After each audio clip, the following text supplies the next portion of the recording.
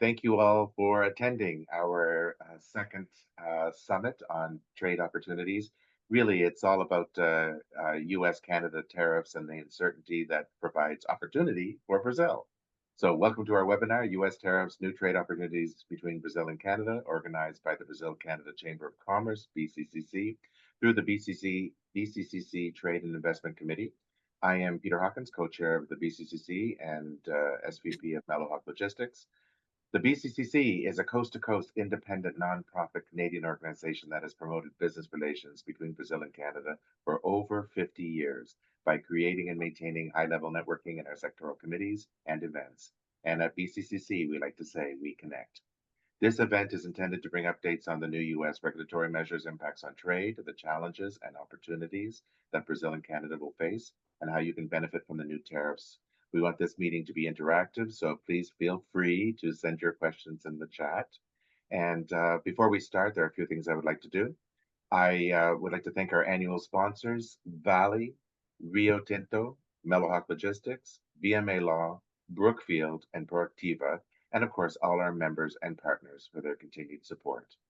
We would also like to acknowledge that the land of Ontario, where we are, is part of the treaty lands and territory of the Mississaugas of the Credit, the territory of the Anishinaabeg, Huron-Wendat, Haudenosaunee, and Ojibwe Chippewa peoples, and home to the Métis and most recently, the territory of the Mississaugas of the Credit First Nation.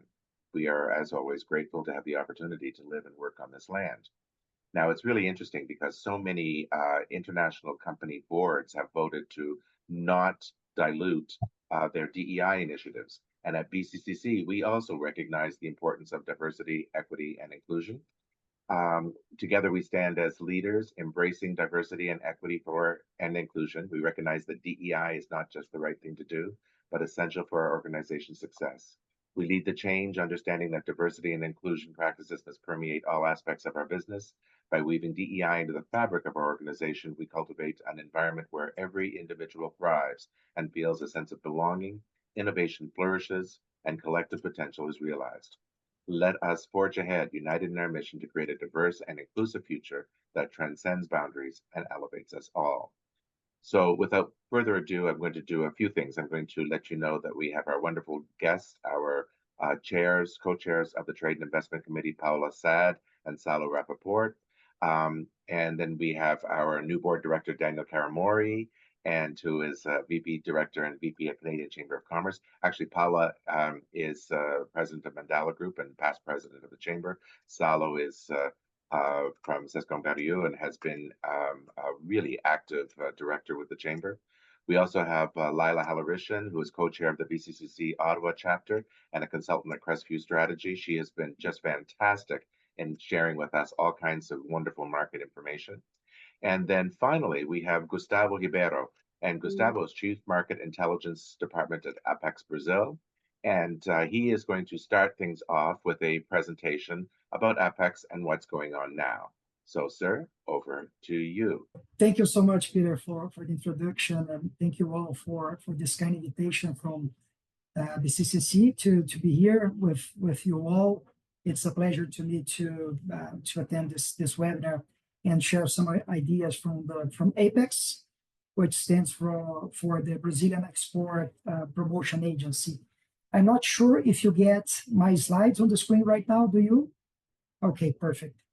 So I'm gonna share some exercises that we are doing right now at Apex, just focused on opportunities in the overall scenario of tariffs. I should just make a disclaimer first.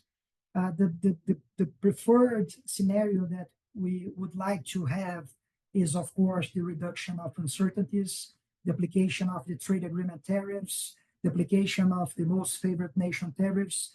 But as we all know, this is a very unlikely scenario right now. So as a trade promotion agency, we are trying to run some exercises.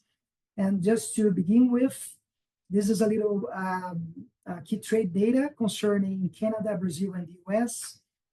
Canada is among the biggest importers of the world. It's on 13th place right now, with imports at around $500 billion per year. And interestingly, the US supplies half of that amount to Canada, and Brazil is barely 1.3% of market share in Canada right now, though our exports are growing a little bit faster in the last years, around 11% per year. So, of course, Brazil is not like one of the biggest exporters to Canada. First comes the US, then comes China, then Mexico, as you probably know, Germany, Japan, but Brazil is among the 10th main exporters to Canada. So what we see is that Canada is applying some overcharge tariffs to the US as a countermeasure that the US imposed on Canada. So this is roughly 1,200 tariff lines of countermeasures that Canada applied since March this year. And we already see some effects on the trade pattern between US and Canada. You can see here, there's a really strong reduction of US exports to Canada in April. This is the blue line right here. And we also can see the increase of Brazilian exports to Canada in April. Of course, this is not to affirm, to be very assertive that there is a causation, but there are some correlation going on right now. So what we did is an exercise for short-term and long-term scenarios. What we took as a starting point was, of course, the 1,200 lines that Canada put some overcharges in the US, and we applied successfully some parameters to see what would be the best products concerning Brazilian opportunities in Canada.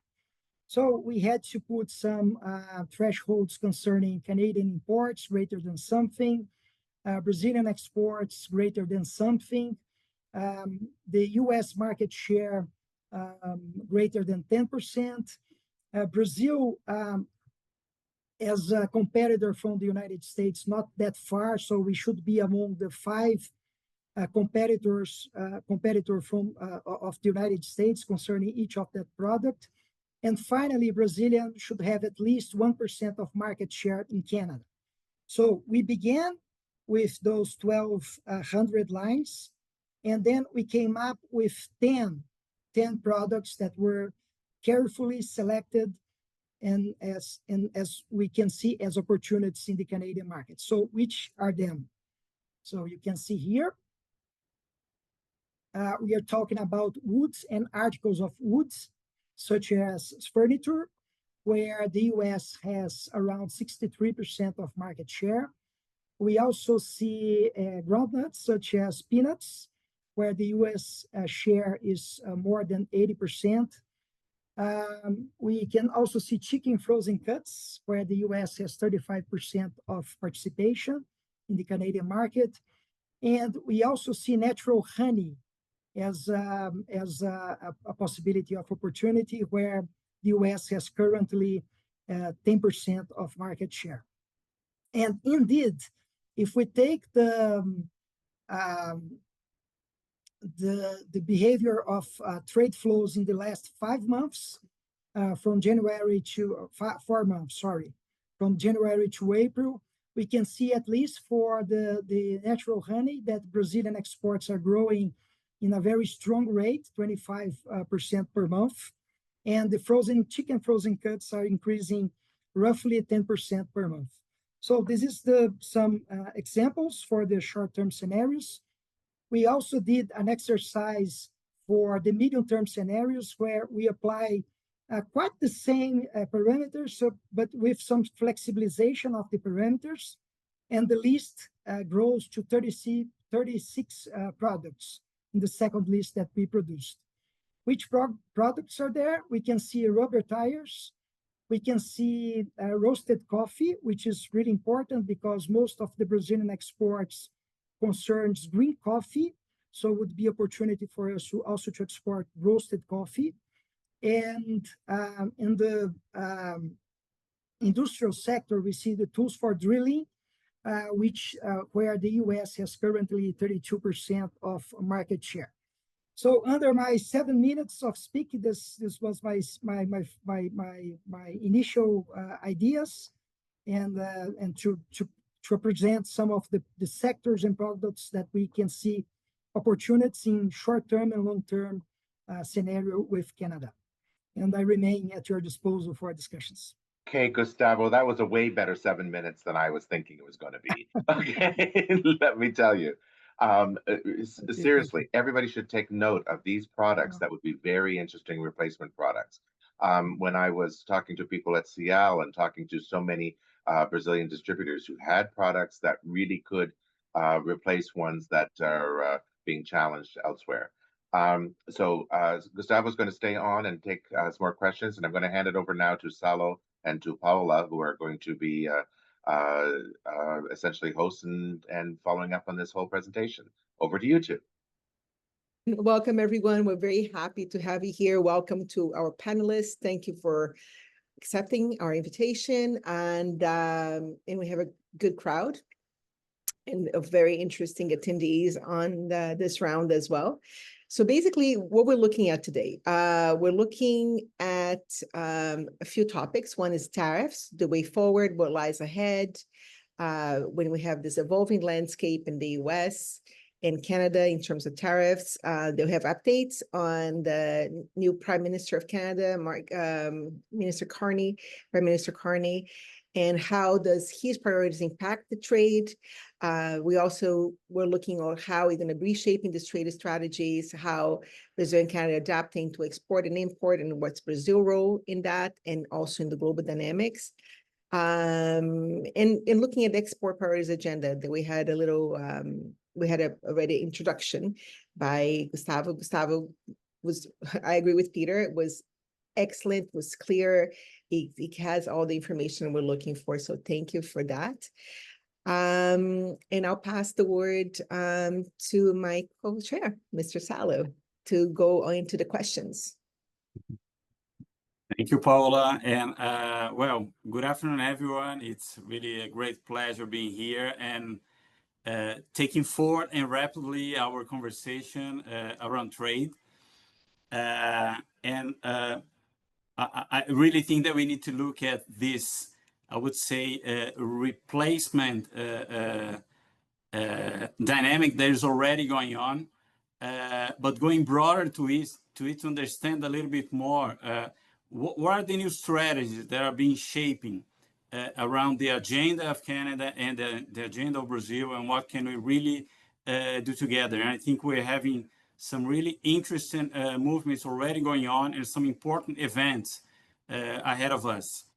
So I would like to invite Laila, firstly, to give Laila a lot of what insights can you share with us about what is happening in Canada, what Carney is already put in place, what can we envision in the way that things are, I would say, changing a little bit already in Canada with the new government. So can you share with us a little bit of your insights, some news around it, so then we can really see how can we match even more this trade agenda between Brazil and Canada?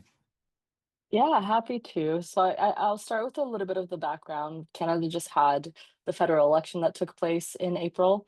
No matter which way it was going to go, we knew it was going to be an election for change. We just expected it to go towards the Conservatives after 20-month leading in the poll. And it ended up with a new prime minister and, again, another Liberal government that came in. But I would say very much a different prime minister than what we had in Justin Trudeau as well. Mark Carney is not a stranger to the business world by any means, but he is in many ways a bit of a political newbie. If I were to describe very quickly how he's been operating and performing his role as Prime Minister, there's definitely a comparison to be made as a CEO to a very large multinational company, which is something that is working out for him now, but it may not necessarily in the long term. And I would say too that part of his success now and into the future is very largely dependent on the folks he brought on to be part of his cabinet team. So seeing how those folks perform too will be very key to seeing where the opportunities are for Brazilian companies and for the chamber here. And I would say to highlight a few of them, we know that the International Trade Minister is Meninder Sidu, who went over to Brazil last year for Lula's inauguration. So he is somewhat familiar with the sector.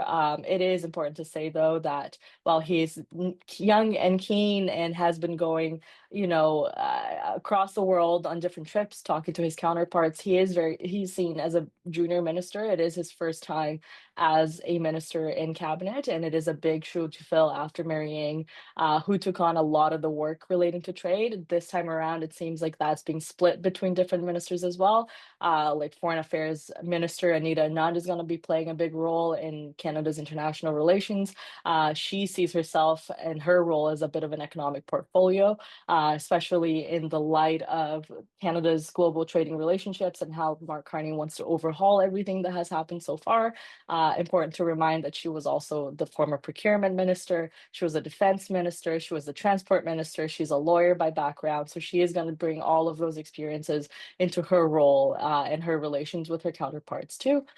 Supporting her in that role is Rob Oliphant, who is also not at all unfamiliar with the Brazilian community. And in fact, one of his priorities in his role as parliamentary secretary is going to be pushing for better engagement with Latin America. So another entry point for us here with Rob Oliphant right out of Toronto. But I think more importantly, more senior ministers that have been around for a long time and will be advising Carney on the international stage is Dominic LeBlanc, who is not unfamiliar to many, has been around over a long time and is essentially the Canada-US trade minister. Melanie Joly, who was at Foreign Affairs, is now the lead on trade, not on trade, sorry, on industry, and that will include being responsible for the folks in the steel sector and all of the above. And then, of course, Francois-Philippe Champagne, who is the minister that everybody loves to meet and shake hands with and is always giving time to the stakeholders, but is now in a finance position where his role is really going to be balancing the interests between Bay Street and also his caucus and have a little bit of a challenge in that sense. But that is essentially the Team Canada that has been created post-election and will be determining where the country goes from here. We'll be engaging with the stakeholders like ourselves and anybody on this call and going into how we, continue to engage with the United States, but also look elsewhere in the world. And that's essentially, the focus here into a new government, strengthening our relationships with like-minded nations, increasing private investment, which is a big component here, especially as the government tries to decrease government spending, increasing the interprovincial trade that's happening and kind of leveling out the immigration that we have seen in Canada over the past few years. Great. I think it's an amazing, I would say, reacts of what is the new government, and I think it's really going to be useful for us to understand which one is in charge and what are their thoughts and their policies. So thanks a lot for that. I will just jump to Daniel. Daniel, if you could take us a little bit more about, you are very connected within the, let's say, the Canadian business network and what is going on around Canada. So I think maybe if you could share with us a little bit what you're already seeing in terms of strategy, in terms of what is already happening in Canada related to trade, and what can we see also some opportunities related to Brazil. Perfect. So hi, everyone. Maybe I'll start with a quick introduction. My name is Daniel Karamori. I'm the Vice President of Chamber Network Engagement at the Canadian Chamber of Commerce. So I work directly with 400 chambers of commerce across the country. on aligning our federal advocacy and strategy to ensure that every community in Canada, business community in Canada, has a voice in Ottawa. So we represent a community of 200,000 businesses across the country. So, we definitely get a interesting perspectives and a lot of anxiety in this changing times right now. I think one of the things that we can to start, and if we have folks from Brazil who are not that familiar with the Canadian scenario, just to give a little overview. This is a new government that has been trying to really create a new image and distance itself from the former Liberal government. So, I think anyone who was expecting, Canada to sort of follow the same vibe, I'll say, it's a very complete energy and focus that this government has been bringing, and they've been doing a lot of effort to distance themselves from the previous leader. Prime Minister Carney definitely has a pro-growth, pro-investment, free trade, rules-based order, climate action approach, which I think is really interesting and aligns a lot with, President Lula's perspective. Of course, there might be some divergences there, but I think there's a lot of points of also common understanding there. It's some of the priorities. I would start by saying, with the current administration, then we can talk about what we're seeing in the business community. We do see that, Prime Minister Carney wants to work with reliable democracies and reliable partners, move away from the United States. Right now, there's been strong signals and strong collaborations with the European Union for sure. That has been definitely one point of focus. But also that doesn't mean that there's not room for other collaborations, right? Even if we look at the Liberal platform election, the Canada-Mercosur Free Trade Agreement was cited as one of the potential points. And I'm very happy to say that, to see that Canada and Brazil trade has been growing despite the tariffs. So, imagine the great things that we can achieve together. I think, if we look on both countries, Canada has been hit very heavily. It has disrupted traditional North American trade. That's been Canadian auto sectors, metals, machinery sectors, while Brazil has that more diversified trade balance that actually was benefited by some of the tariffs that the United States imposed in China. So we did see, China moving to soy, meat, and other sectors. So in Brazil, so that kind of creates some interesting opportunities because Brazil is one of the largest imports from Brazil is fertilizers that come from Canada, from Saskatchewan. If there's an increase in agricultural production, that means Brazil might be importing more fertilizers from Canada on that end. So that's definitely an interesting opportunity for us. Canada on the other side, there's two big moves that we're talking here this week. The first one is the $9 billion investment in defense infrastructure. Canada is looking to commit to its 2% NATO commitments. I think on one side, yes, defense procurement is complicated, and Canada might prioritize NATO partners, but that also means big investments in infrastructure, big investments in just its manufacturing base, in which Canada is a huge importer of alumina from Brazil. So we can see some flows that might just keep flowing and increasing on the sectors that we already do very well. There's also the interprovincial trade barriers reduction. Canada has been committed to work on that. There has been expectations in Bill 6.5 that by July 1st, the federal interprovincial barriers will be eliminated. The provinces still have to, work on their end. But what this is signaling for any Brazilian company that wants to come to Canada is that it's easier to also do business in Canada. Right now, companies are subjected to different provincial regulations, packaging, distribution, transportation. Each provinces follows their own rules. So it might make we hope that, with a faster process, that it's quicker to make business in Canada. I think at this time, the business community in Canada is looking for many different sectors, and they're looking for where it's easier to do business and where there's success, right? Where there's diversification. So definitely the mood is of interest. It is of, I would say that supply chains I wouldn't say they're up for grabs, but they're definitely in a moment where everyone is looking where to go. And I do think that we need to keep communicating opportunities in Brazil and vice versa. I will stop talking right now, but my last point would be that normally we do say, oh, Canada and Brazil have similar industries and natural resources and things, and they're competitors.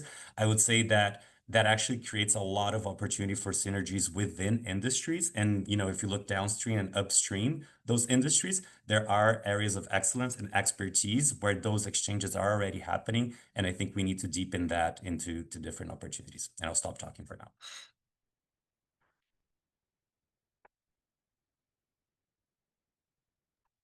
Can I jump in just for a second too? I'd like to bring up two things that I thought Dan hit on that were very valuable. One was talking about the Brazil-Canada Defense Cooperation Agreement that was negotiated and signed in June 2023. That is in effect, and so there are opportunities if you are in the defense and the manufacturing of ball bearings and things like that. There are some opportunities there. And orange juice, orange juice, orange juice, orange juice. At CL, there were 5 counters of Brazilian orange juice. And orange juice is, of course, the #1 food product that Canadians buy from the United States. Well, you can get it from Florida or from Brazil just as easily. And I think Brazil, if you are a Brazilian distributor, you should be really paying attention to finding some opportunities there to let people know that juice exists. The boxed juice is actually from South Africa. I made a real search to find juice that was philosophically correct for me. And Brazil, I think, is missing an opportunity here without flogging it and making sure that everybody knows they're here. One other thing I want to do, Salo, before I'm going to get back to you in just 1 second, just recognizing people who are here. We have Ambassador Ennio Cordeiro, who is, of course, the Consul General here in Toronto. We're very grateful to have him here. We have Consul Emily King. She is an invaluable part of the team in Sao Paulo, along with Trade Commissioner Claudia Kakanaka. And then we have Bernadette Fernandez, who is on our board, and she is co-chair of the New Brunswick chapter of the BCCC. We have Gabrielle DeLuca, who has also recently been elected to the board, so thank you for being there. And then as I snoop through this list, I'll come back with some more. Salo, back to you. No, okay, thank you, Peter. I just would like to add on this conversation, and then I'll also let Paula in, coming back here, that we are seeing some movements also. What we witnessed just a couple of days ago when we had the Web Summit in Vancouver, I think we also need to look at technology. The technology between our countries, I think we have a lot to partner. I think this comes also to something that Bernadette, she has also posted here a question related to some more, let's say, specific cooperation projects. Canada and Brazil, I think we have very good resources also in terms of R&D. Cooperation that we could, I saw in British Columbia, the UBC, I think it's one of the centers that can get some international investment to develop technology, joint technology. And when we look at Brazil and Canada, I think we have clean tech. We have a lot of technology related to sustainability, to energy. We have also related to agriculture. So I think these are some of the, I would say, the moves and the efforts that we should also be looking at. And absolutely, we're going to have like needs in Canada, needs in Brazil behind this kind of technology. And so this is, when we look at innovation, I think this is something that will come apart from, let's say, this short-term movements they're already seen between Canada and Brazil, but for the long term. Yeah, they're very good comments, Salo. I agree with you that we're looking into so many sectors right now. When you look at the list that Gustavo had, some things we can't compete, like brands like Tide or, like personal hygiene brands that Canadians use, like they'll be hard to replace those. So I don't, it's hard to see a way out of that. Then you have something like soy coming out of Brazil.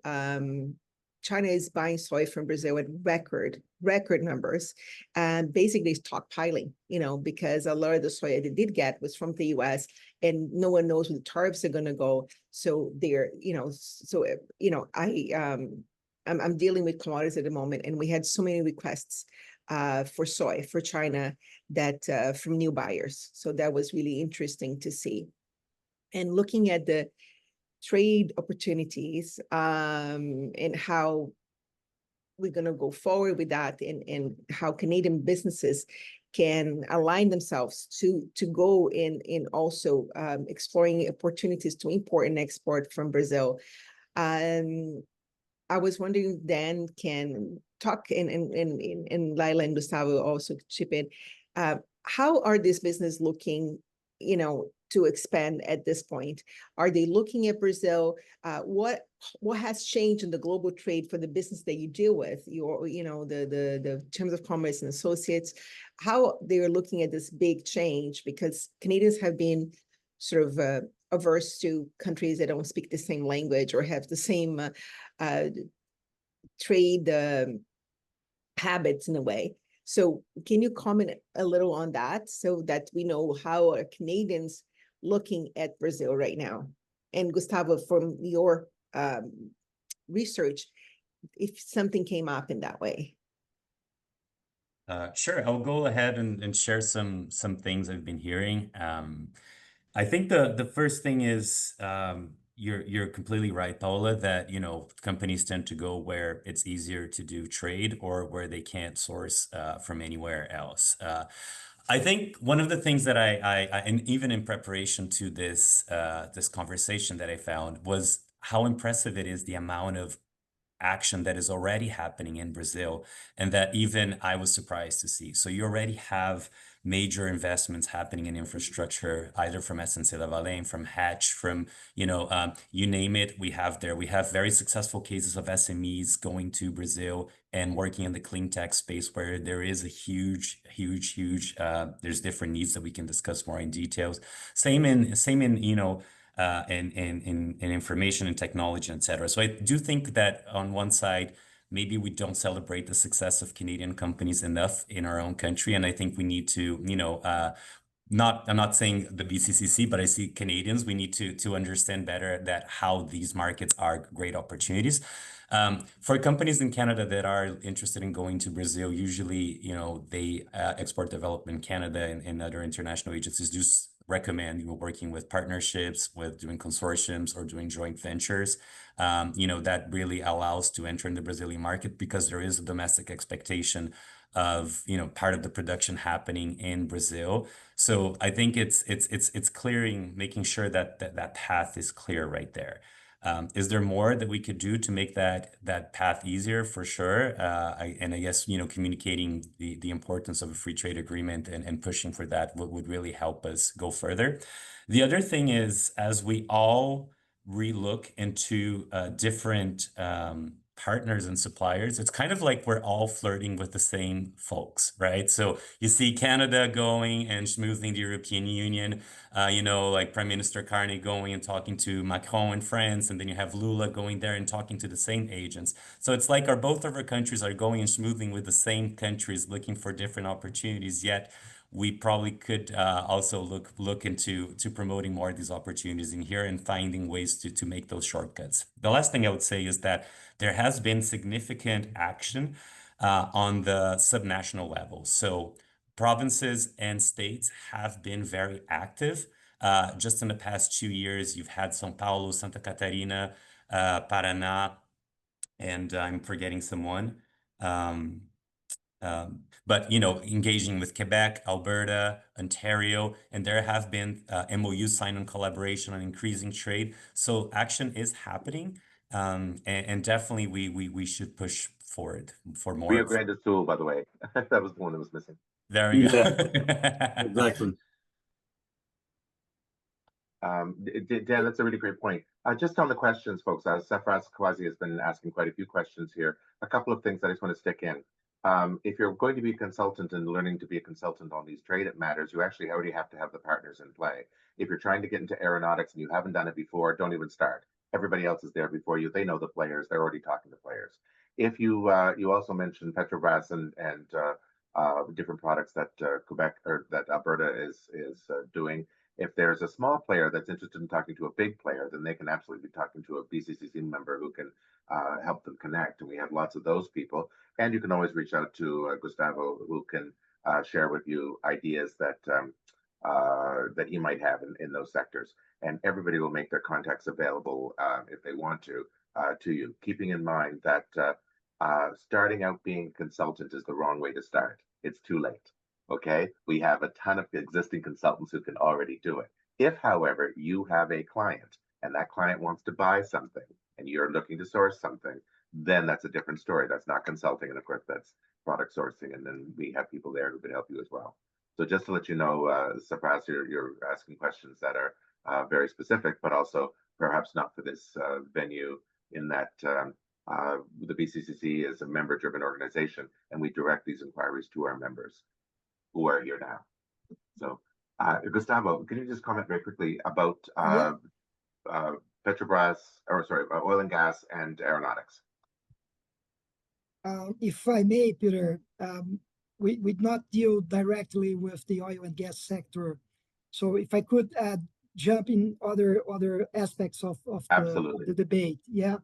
And we are really optimistic about Brazil and Canada relations right now, and really to think out of the box at this point, because if we see what Brazil mostly exports to Canada, we see gold, we see alumina, we see sugar, and from the Canadian side to Brazil, we see fertilizers, we see lots of other machines.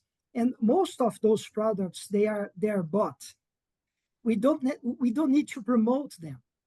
See, I'm talking from the perspective of export promotion agency. And when it comes to commodities, they have their own dynamic, and we don't have to promote them as the main role of export promotion agents. So this is the first thing. So the sectors that we put here are really trying to think, well, we are not talking about soy, we're not talking about oil, we're not talking about gold, but we're talking about roasted coffee, we're talking about wood furniture, we're talking about natural honey that really have to do with the SME environment in Brazil. I think this is a very important aspect to consider. The second thing is that we cannot disregard the investment relation between the two countries as well. And when we see the figures of investment, they are quite important. Canada has at least 30 billion of FDI in Brazil. In mining, we have seen also new greenfield announcements in data centers in Brazil. So we really need to look not only from the trade side, but also from the investment side. And there are quite of things happening, not only in the mining industry, which are a very important sector regarding Brazil and Canada, but we also should consider renewable energy as an important sector, the technology sector, as Daniel was saying, as Sal was saying. Recently, last year, we had an Apex mission to Canada for the game and TI sector, which was really good. So my pledge is to keep like a big picture of the relation. So we are very sure that we can benefit from a lot from that.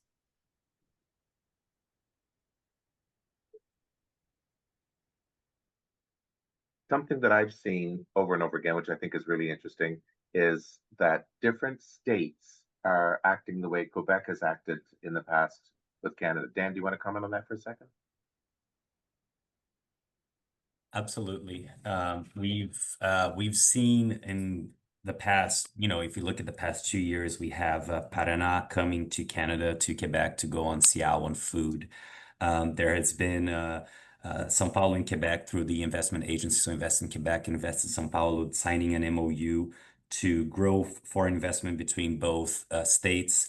Alberta and Paraná also signed a 2-year trade partnership. We have Alberta and Brazil coming to oil fairs and bringing different sectors. We had Ontario also bringing a life sciences delegation, and this year in February, and other partners also that have been going on. So there is definitely, I think this is very important in Canada's federation for, for folks in Brazil who might be less familiar, how our provinces actually have a lot of independence. And some people joke that some of these provinces have more independence than some European Union states. So they have control over, for example, natural resources extraction and a lot of things to say. And so don't expect when working with Canada that a lot of the collaborations will come at the federal level. A lot of them will come from the state agencies that are very, very dedicated to diversification of the province level economy. It's also very encouraging to see. Oh, Santa Catarina also, right? We have our friends from Akachi. who just opened an office here, and they're currently also in Asia and doing a tour in Korea. So all that to say, the states that are very, that have very advanced industries are looking for these opportunities. The provinces as well, and I would say that at BCCC, we've also been very active in creating those links and in supporting those connections and making sure that the right players are on the table. But definitely, it's really exciting to see how all those ecosystems are working at the same time. Which is so exciting to see all these companies and states working independently. For instance, we are going to be doing business in Brazil, which will be actually a Canada or Brazil week in Canada, and that will be in the week of oh my goodness, I think it's September 10th and 11th is the week it's going to be, and so we're very excited there because it looks like Rio Grande do Sul and Santa Catarina will both be playing ball there. Can I just go over to Salo for a second? Salo, so in your practice, what are you seeing? What are the industries that people want to talk about? Yeah, Peter, I think we going a little bit, I would say, in line with what Gustavo has mentioned. We've been seeing a big move really everywhere. When we think of technology, AI, data centers, and how we're going to have our energy supply behind this whole industry. So I think this is something that, if I may just share what I have experienced in Vancouver a couple of days ago, it was all about AI, all about sustainable energy, that like big tech players are really investing heavily in data centers all around the globe. And this is also happening in Canada, also happening in Brazil. We know that Canada is going to have I would say, a different priority, investing behind AI as well. So I think this shared interest, because this is all around, also when you see how a country, how an economy can be competitive. So I think we really need to look at technology, the resources that we need, the clean tech behind it. I think this is, for us, at Sescom Barrier as a firm, we've been handling with many local and international investors, looking at the ways to make this happen, and really putting a lot of money on the table to, we have a big rush around this, and I think both Brazil and Canada can certainly do a lot of things together.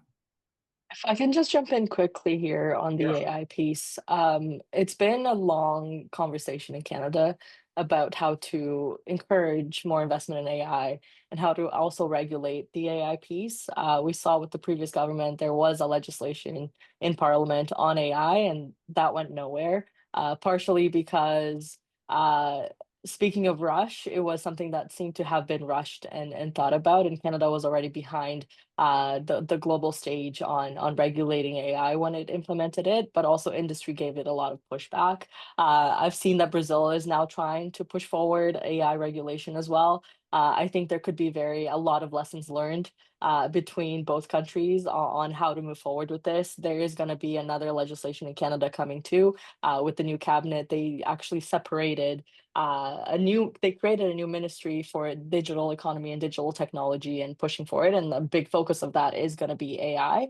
So you can see that that movement is also going on and happening on the political side, but it just seems that whereas technology is way ahead, the politicians and the regulations are trying to chase after them, and they're not doing so well if this was to be an Olympic race at the moment. But it is important to say that when these things are being considered and they're being studied and they're being put together, it's important for industry to, you know, reach out and put your hand up and say, I'm an expert in this field. This is what I'm seeing.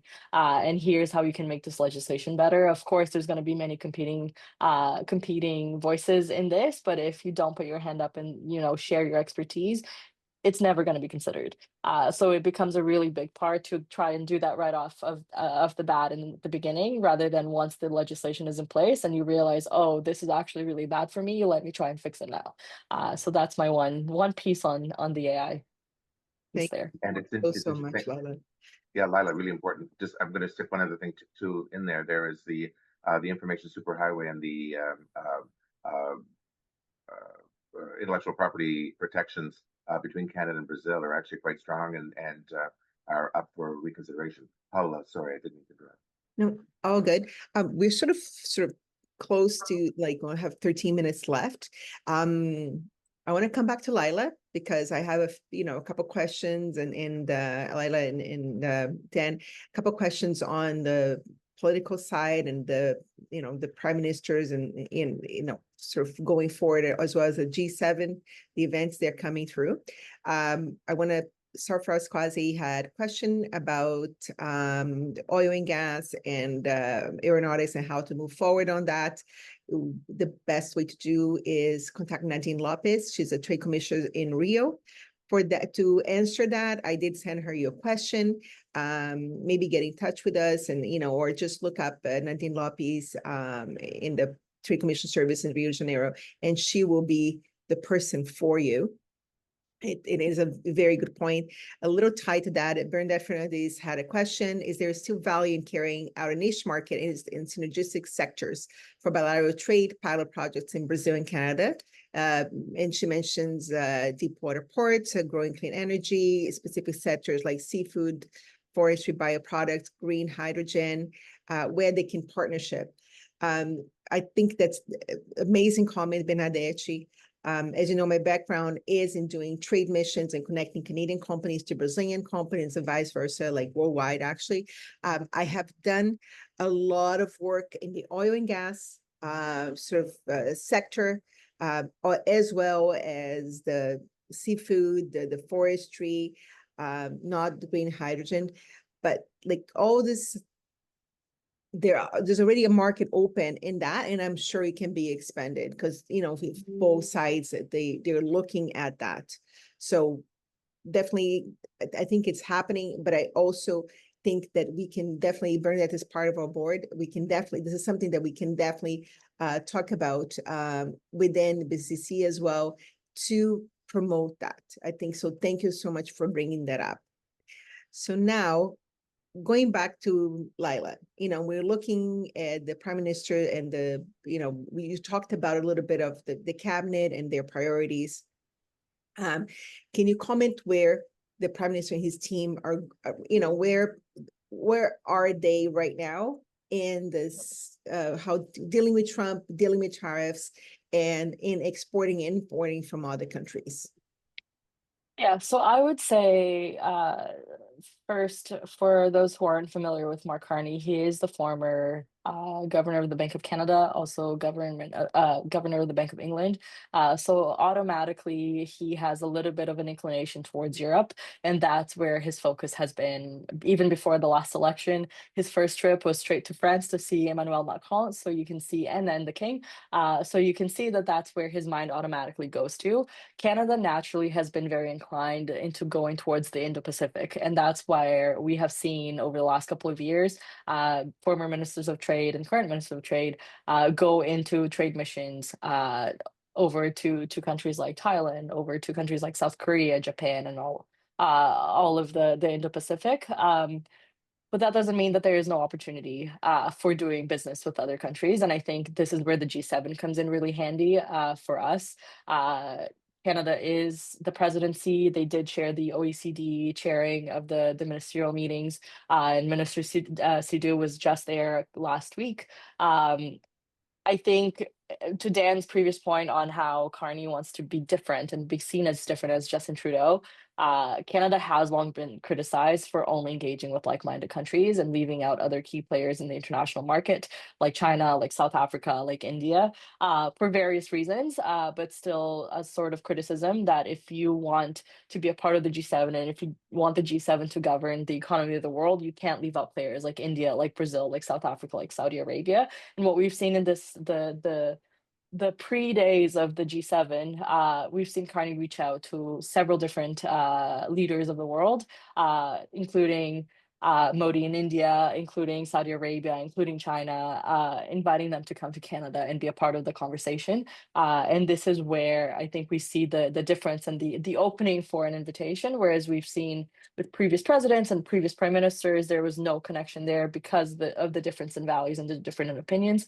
Now we're seeing the need to engage with people that think a little bit differently than us and think a little bit, do businesses a little bit differently, but the understanding that you can't just work with people that are exactly like us. You have to have that variety. Different people have different things to offer. And I think part of that comes from the long standing reliance on the US as our closest neighbor, as our closest ally, as the most similar to us, and seeing how well that has played out to us this year, and being able to look at those different markets. I would say that Canada obviously still has its agenda, and it's obviously a very left-leaning liberal agenda that you'll see. There's always going to be conversations about protecting Indigenous rights when Canada's at the table. There's always going to be conversation about, protecting the environment and making sure that there is a future for future generations to exist in. But Carney has really shifted into a more economic perspective, conversations about energy security, fortifying the critical mineral supply chains, accelerating the digital transition, which is what we talked about, AI.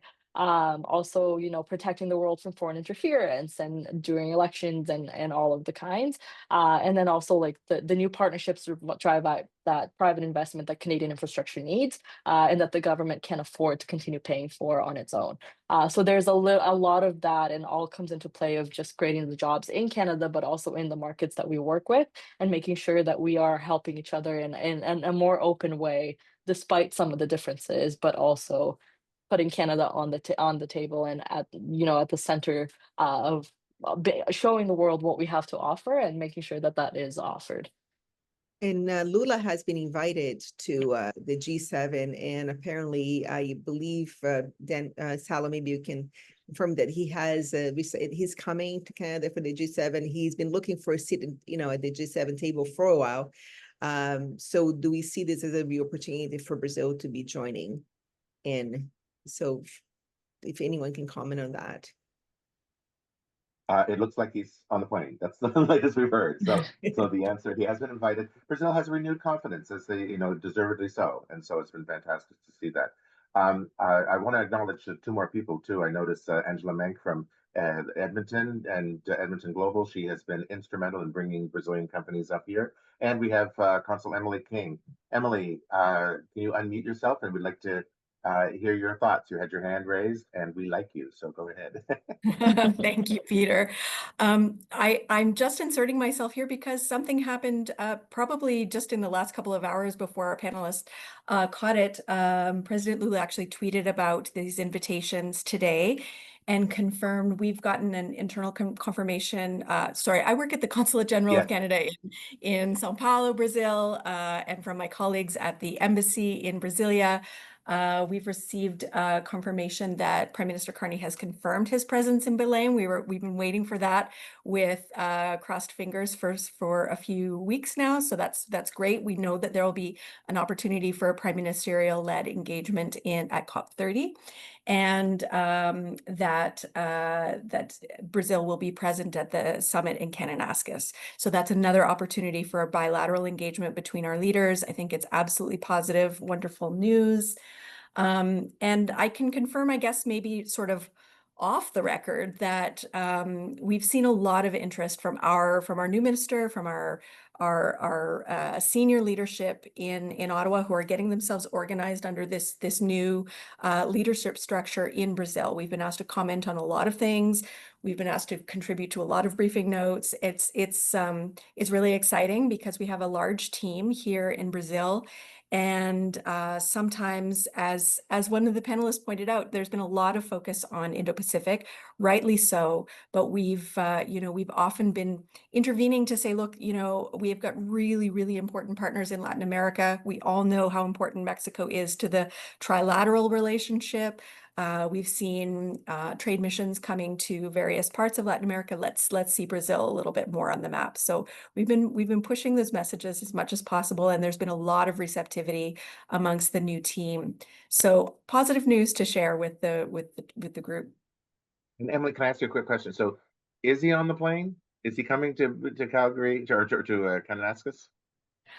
So our in-house translation of the tweet is: today, June 11th, I received a phone call from Prime Minister of Canada, Mark Carney, inviting Brazil to the extended session of the G7 summit, which will take place in Kananaskis on June 17th. I thanked and accepted the invitation, noting the positive contribution that Brazil can make to the topics that will be debated at the event, including energy security, critical minerals, financing, innovation and technology, and artificial intelligence. I also took the opportunity to invite Prime Minister to take part in COP30, recalling his experience in the area of climate finance. Carney has confirmed his presence in Belém. And later in the tweet, he also says, we agreed to hold a bilateral meeting on the sidelines of the G7 summit. So that's, straight from President Lula's X account. Yeah, so fantastic, Emily. Thank you so much. I really appreciate that. Also from the Trade Commissioner Service, in addition, I see that Christina Hori is here, Trade Commissioner Extraordinaire, and Anna Sudo, wonderful researcher, longtime friend of the Chamber. And one of the persons I want to draw attention to is Hernan Marua, who does electrical conduits, who was in our last meeting. So if anybody wants to talk electrics, he's the guy. So just pay attention. This can always be a networking meeting. So thanks so much.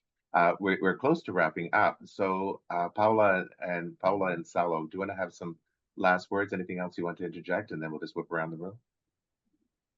Salo? From my side, and then I'll leave to Paula. I just would like to reinforce some important events that we're gonna have ahead. So the doing business, or let's say our inaugural Brazil week, I think it's gonna be a very important moment for us really to be together.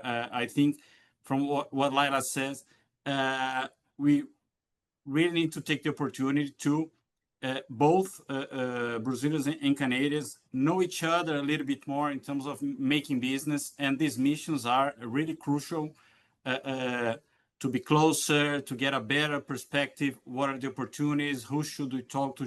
Who should we engage to? So I think counting on the trade commissioners, the consulate, and also what we are doing at BCCC, I really would like to invite everyone from Brazil and the ones who are in Canada to be with us in September. I think it's going to be pretty important. Fantastic. Paula, then Dan? Just thank you, everybody, for being here. Thank you so much for remembering, Salo, about the Brazilian week. I was going to mention that when Peter was talking about all the trade missions that we're going to have that week from different states. I would like to thank everyone who, like most people, stayed on for attending. I would like to thank our panelists. And Emily, thank you so much for being there.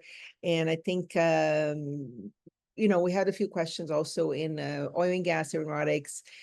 So maybe, I think we should keep doing these, keep engaging the consulate, the Trade Commissioner Services to participate and have an answer for a lot of the questions that we don't have here for, Great. The questions that we got from the attendees. So thank you very, very much, everyone.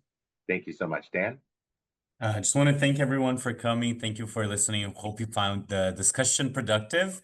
We're all going to be looking forward to seeing our Prime Minister and our President having the conversation, see what comes out of that. I think it's going to be, I'm really excited about this, and this is like a great way for us to, end the webinar on a high note, and really looking forward to see what we can do.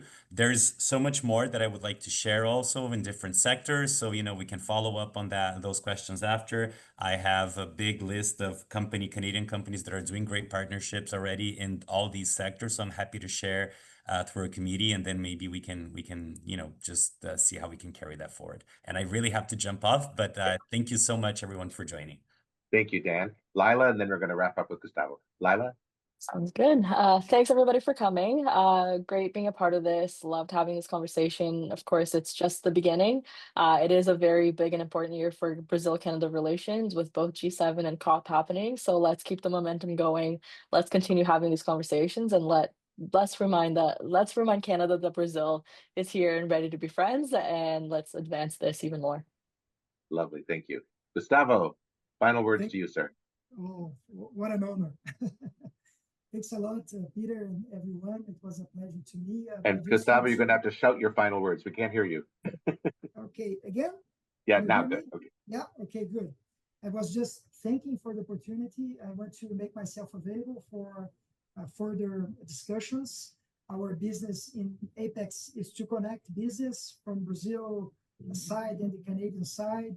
And we are talking about the ninth economy and the 10th economy of the world. So there's a lot of room for us to increase trade and investment between our countries. Fantastic. So thank you so much. Thank you all for joining us. Don't forget, we are now recruiting for our Trade Mission to Startup Summit in Santa Catarina, beautiful Florianopolis, at the end of August. And folks, we're very grateful to have you all here. Salo and Paola, thank you so much for chairing the committee. We're really grateful. This is turning into something very nice. Emily, thank you for joining us. And that's it, everybody. All the best to you. Have a lovely rest of your afternoon. Thank you. Thank you. Thanks a lot, everyone. Bye-bye. Bye-bye.